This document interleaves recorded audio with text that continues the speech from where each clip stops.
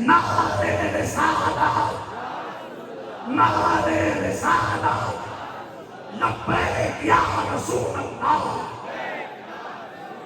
लब्बैक या रसूल अल्लाह।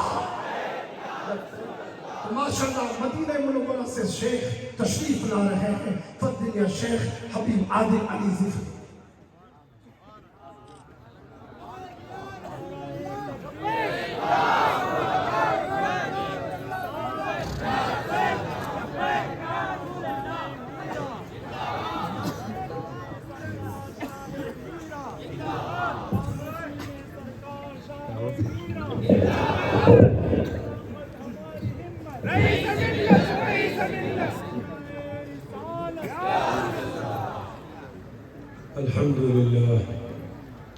الحمد لله المنعم المكرم المتفضل، وصلى الله وسلم على سيدنا ومولانا وقرة أعيننا رسول الله صلى الله عليه وآله وصحبه وسلم. الحمد لله الذي هيأ لنا ولكم مكانا وزمانا ووقتا مباركا، جمع لنا بين أن نكون في حضرة أئمة أهل الوراثة النبوية وأهل الهمة وأهل العزيمة في إقامة هذه المجامع المباركة. السلام عليكم ورحمة الله وبركاته. بسم الله، الصلاة والتسليم वज़ाइफ़ मसनूना के बाद अल्हम्दुलिल्लाह थम्मा अल्हम्दुलिल्लाह। मैं बहुत खुश हूँ, सआदतमंद हूँ। सबसे पहले अल्लाह तबारक व तआला के बारगाह में हज़ारों दिली शुक्रिया और हम्द पेश करना चाहूँगा, इसलिए कि इस मुबारक रात में ये नूरानी स्टेज पे बड़े बड़े उलमा लोगों के मौजूदगी में बिलखुसूस औलाद गौसुल आज़म आले रसूल सल्लल्लाहु अलैहि वसल्लम के मौजूदगी में उनके खिदमत में हाजिर होने के बड़ी तौफीक अल्लाह तबारक व तआला मुझे अता फरमा। अल्हम्दुलिल्लाह थुम्मा अल्हम्दुलिल्लाह अला कुल्ली हाल। ومن الخير الكبير والنعمة العظيمة التي جاد الله بها علينا وعليكم في هذا المجمع أن جعلنا وإياكم على ما أنزله الله في منزل كتابه وما نطلبه من الله جل جلاله في كل ركعة من صلاتنا وعبادتنا، فندعو الله في صلاتنا وعبادتنا بعد تلاوة آياته المباركة ونطلب منه مطلبا واحد بعد أن نقر له إياك نعبد وإياك نستعين، نطلب منه اهدنا الصراط المستقيم. अल्लाह तबारक व तआला हमें मालामाल बनाया नेमतों में से सबसे बड़ी एक नेमत यह है कि अल्हम्दुलिल्लाह आज इस मुबारक रात में अल्लाह तबारक व तआला कलाम पाक में सूरह फातिहा करीमा में हम एक खुसूसी दुआ अल्लाह के सामने पेश करते हैं। इय्याका नअबुदु व इय्याका नस्तईन के बाद इहदिनस सिरातल मुस्तकीम सिरातल लज़ीना अनअमता अलैहिम गैरिल मग़लूबि अलैहिम वलद्दाल्लीन। वो सिरातल मुस्तकीम वाले जो है ऐसा मुहतरम और बाबरकत हज़रात के सामने अल्हम्दुलिल्लाह हाजिर होने की तौफीक अल्लाह तबारक व तआला हमें अता फरमाया। وأي صراط هذا؟ صراط الذين أنعمت عليهم. نحن في حضراتهم، نحن في حضرات المنعم عليهم، نحن في هذا المجمع نحضر في أنوار وأسرار بركات المنعم عليهم. إذا تهيأت القلوب لأن تتلقى أنوارهم وأسرار علومهم لم يمنع الله ذلك وسيمنح كل قلب منهم فاجعل لذلك. सिरात मुस्तकीम कौन सा है? अल्लाह तबारक व तआला खुद तशरीफ फरमाया सिरातल लज़ीना अनअमता अलैहिम, जिन पर अया अल्लाह तू नियामत फरमाया ऐसी जमातों के राह वो है सिरात मुस्तकीम। अल्हम्दुलिल्लाह हम अभी आज ऐसे हजरात के सामने है, ऐसे बड़े बुजुर्गों के सामने है जिनके शान में अल्लाह तबारक व तआला इरशाद फरमाया, अल्लाह तबारक व तआला वस्फ फरमाया अनअमत अलैहिम गैर मग़लूबि अलैहिम वलद्दालीन। अल्हम्दुलिल्लाह अला कुल्ली हाल। والحمد لله بهذه المجامع وبهذه الاجتماعات يكون بها نصر الأمة المحمدية والفرج عن أمة رسول الله صلى الله عليه وسلم।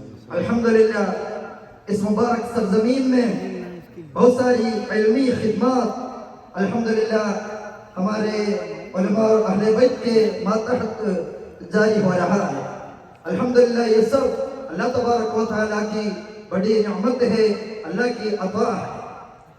مجمع قائم في عرس أولياء الله جل جلاله ويحضره جلة من العلماء ويحضره طلبة العلم ويحضره أهل لا إله إلا الله محمد رسول الله صلى الله عليه وسلم। हम यहाँ जमा होने के मकसद क्या है? किसी दुनियावी मकसद के लिए नहीं है, बल्कि अल्लाह वालों की, अल्लाह की औलिया किराम की तिज़कार के लिए, यादगारी के लिए उनके जोकट पे हम जमा हुए। इंशाअल्लाह हमारे दुनियावी और उखरवी तमाम किस्म की कामयाबी और सआदत का सबब है इंशाअल्लाह अज़ीज़। وهذه المجامع لا بد أن نخرج منها بقلوب تريد طاعة الله وطاعة رسوله صلى الله عليه وسلم। इस तरह के मजलिस से इंशाअल्लाह रुखसत होते वक्त हमारे दिल में ईमानी और रूहानी ताकत ज़्यादा होना चाहिए और ताज़ा होना चाहिए। كما قال علينا سيدنا وشيخنا ومن يطع الله ورسوله فقد فاز। जैसे हमारे रईस मिल्लत और दीगर खुतबा लोग ने अपने तकरीर में एक आयत करीमा तिलावत फरमाए थे, वमन युतिल्लाह वर रसूल फक़द फ़ाज़ फ़ौज़न अज़ीमा। जो अल्लाह तबारक व तआला को और रसूल सल्लल्लाहु अलैहि वसल्लम को इताअत किया है उन लोग फ़ौज़न अज़ीम बड़ी कामयाबी के मुस्तहिक़ है। فالحمد لله على هذه أن يهيئ الله لنا ولكم أن يقيم العلماء والصلحاء ليرشدونا ويدلونا। अल्लाह तबारक व तआला की बड़ी नेमत है हम पर, बिलखुसूस तुम्हारे लिए बहुत बड़ी खुशी की बात है। हमें इरशाद करने के लिए, हमें रहनुमाई देने के लिए, हमें इस्लामी तालीम सिखाने के लिए बड़े बड़े उलमा लोगों को अल्लाह तबारक व तआला हमारे लिए अता किया। وبما सनुतीअ الله ورسوله المصطفى صلى الله عليه वसल्लम। अल्लाह तबारक व तआला को रसूलुल्लाह सल्लल्लाहु अलैहि वसल्लम को इताअत करने की तरीका सिखाने के लिए हमारे सामने अल्हम्दुलिल्लाह वरसतुल अंबिया जिनके बारे में आप सल्लल्लाहु अलैहि वसल्लम ने वصف फरमाया, ऐसा उलमा लोग अल्हम्दुलिल्लाह मौजूद हैं। طاعة الله ورسوله بقليل من العبادة يا مؤمن يا مسلم। अल्लाह की इताअत और रसूलुल्लाह सल्लल्लाहु अलैहि वसल्लम की इताअत इबादत करने से, अमाल सालिहा करने के जरिए से हमको हासिल कर सकता है। رب العزة والجلال جعل كل الأوقات لك يا مؤمن। अल्लाह तबारक व तआला हमें बहुत औकात अल्लाह तबारक व तआला दे दिया। والله جل جلاله يريد منا القليل ويعطينا الكثير। ये तमाम औकात में इबादत करने के लिए अल्लाह तबारक व तआला हुक्म फरमाया नहीं है, बल्कि इतनी लंबी वक्त में से थोड़ा सा वक्त निकाल के इबादत करने के लिए अल्लाह तबारक व तआला हुक्म फरमाया। थोड़ा करने पर कसीर तौर पर हमको अता करने वाला है, सवाब देने वाला है अल्लाह तबारक व तआला। بطاعة قليلة يبارك لك جميع شؤونك। थोड़ा सा इबादत करने से, इताअत करने से ही अल्लाह तबारक व तआला बहुत बड़ी बरकत हमको अता फरमाता है। بطاعة قليلة يرزقك الله بأرزاق حسية ومعنوية। बहुत कम इताअत करने से ही अल्लाह तबारक व तआला दुनियावी और उखरवी दोनों किस्म का रिज़्क़ अता फरमाता بطاعة قليلة يعطيك جنة عرضها السماوات والأرض.